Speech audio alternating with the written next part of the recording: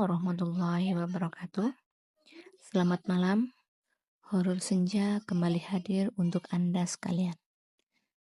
Karena sejatinya, kita hidup berdampingan dengan dimensi lain yang tidak kasat mata, dan tidak semua orang bisa melihatnya.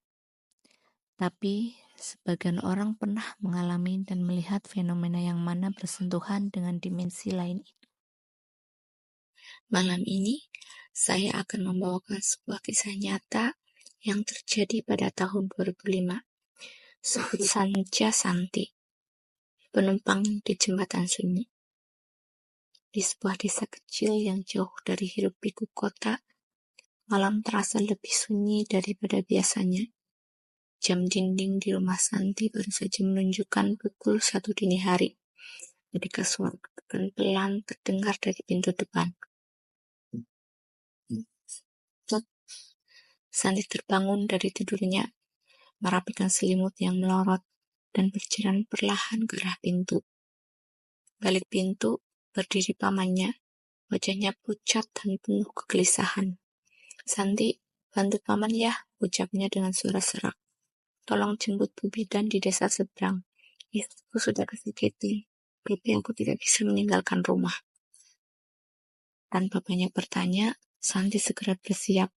Meski hatinya merasa ragu, malam itu benar-benar gelap. Bahkan, bulan seolah bersembunyi di balik awan tebal. Ia tega menolak permintaan pamannya. Dengan motor butut yang biasa ia gunakan, Santi meluncur menembus keheningan malam. Perjalanan ke desa seberang membutuhkan waktu sekitar 20 menit. Jalanannya sempit, diapit sawah dan hutan lebat. Di tengah perjalanan, Santi tiba di sebuah jembatan kayu tua yang membentang di atas sungai kecil. Tempat itu terkenal sunyi dan jarang dilalui, terutama di malam hari. Saat melintasi jembatan, Santi merasa bulu kuduknya meremang tanpa sebab.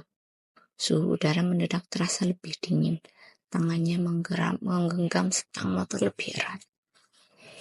Lalu, ia merasakannya, seperti ada sesuatu yang menekan bangku belakang motornya. Santi berusaha mengabaikan, berpikir mungkin itu hanya imajinasinya. Namun, perasaan itu semakin nyata, seolah ada seseorang yang menumpang di belakangnya. Pelan-pelan, Santi melirik ke kaca spion motor. Tapi anehnya, ia tidak melihat apa-apa.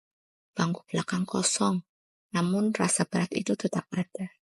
Ia mencoba memfokuskan diri, mempercepat laju motornya, berharap bisa segera sampai ke desa seberang.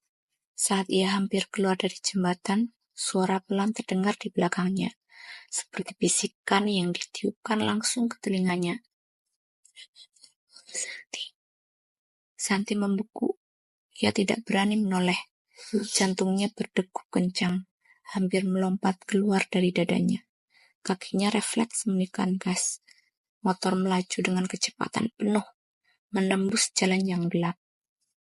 Sesampainya di desa seberang, Santi langsung mengetuk pintu rumah Bu Bidan dengan panik.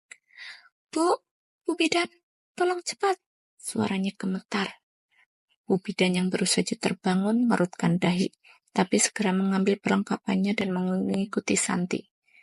Sepanjang perjalanan kembali, Santi henti-hentinya membaca doa dalam hati.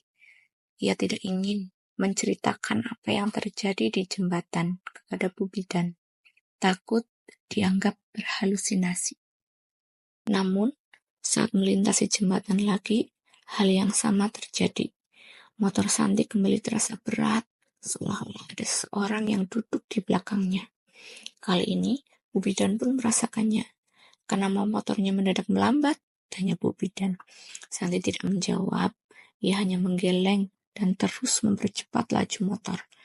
Tapi, ketika mereka hampir keluar dari jembatan, suara itu terdengar lagi, lebih jelas dari sebelumnya. Santi dan Bu Bidan sama-sama merasakan hawa dingin yang menusuk tulang. Begitu melewati jembatan, perasaan berat itu hilang sekali. Tanpa berkata apa-apa, Mereka melaju dengan kecepatan penuh hingga tiba di rumah Paman Santi. Setelah membantu persalinan, Bu Bidan memanggil Santi ke samping. "Kamu tadi merasa ada sesuatu di jembatan itu, bukan?" tanyanya pelan. Santi mengangguk dengan wajah pucat. Bidan menarik nafas panjang. Jembatan itu sudah lama dikenal angker. Konon, seorang wanita meninggal di sana bertahun-tahun lalu.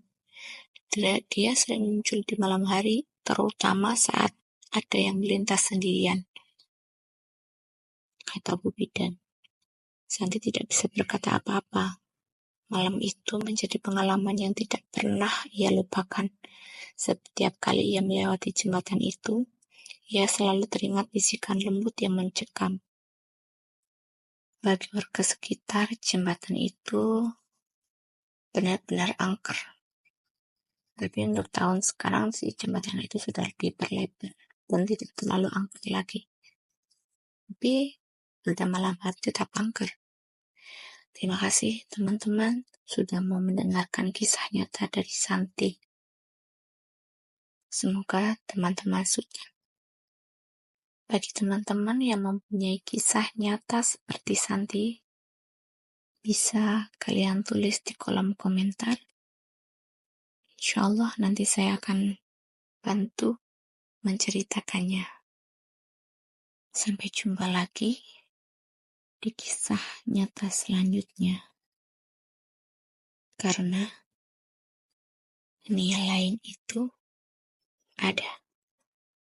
Wassalamualaikum warahmatullahi wabarakatuh.